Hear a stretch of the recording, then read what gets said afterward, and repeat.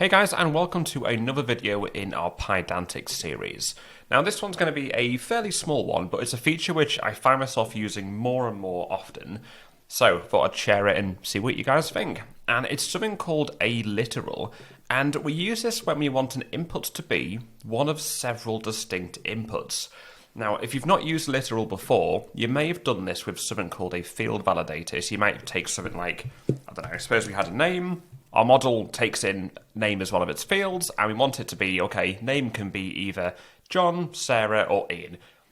If we have one of those situations, a field validator can work just fine. However, we can use a literal to do this, in my view, at a whole lot less code. So, let's start it right from scratch. So let's go ahead and define a little class, and just for the sake of argument, we'll say this is a car which belongs to a car rental company. So we'll do car, and let's say this is base model here. And let's suppose this car has something called a status field here.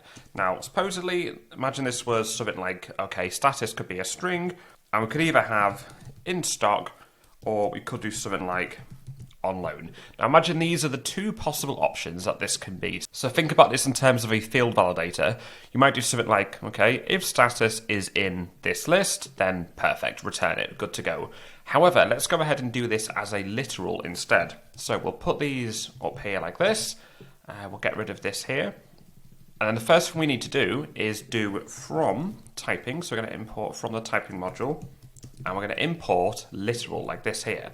So then what we do is do literal, open up some square brackets, and then we can pass in the available options. So if we actually take, let's take these here just for a second. Okay, and then just wrap these as strings.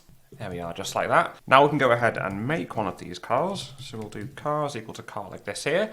And even my type-ins in VS Code are showing this, which is kind of cool. So let's go ahead and do, in fact, let's make it break first. Let's just do ABC.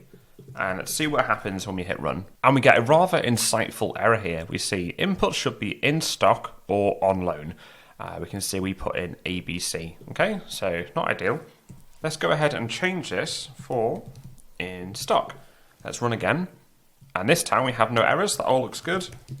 And if we print car, we should see our finished car with that information.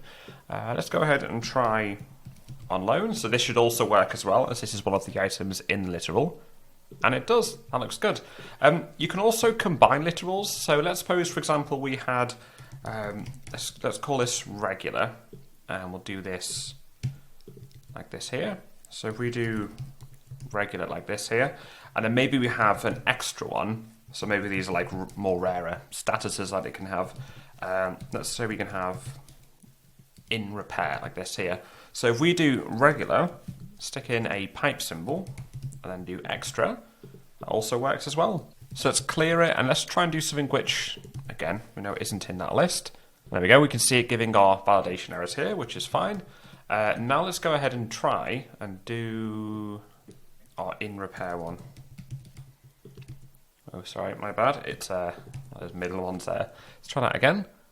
And there we go, status in repair. So suppose, for example, you wanted to have like one of your fields could have these, one could have this one, or if you wanted to combine them both with the union, then that's absolutely fine as well. So this is something I thought I'd show because previously I've just used the field validator for this and just done like a big list and said like, if this item is not in this list, go ahead and raise a validation error or a value error. However, if you just go ahead and use a literal, Pydantic does it straight for you, which I think is really cool. Stops you having to import lots of extra stuff. You can go ahead and just do it and say, yeah, these are what I expect it to be. And go ahead and validate it. It also doesn't have to be like all the same type. You can pass in, if you want to pass in an integer or a string or some other custom type in here, you can do as well. Cheers for watching, guys, and have a great weekend.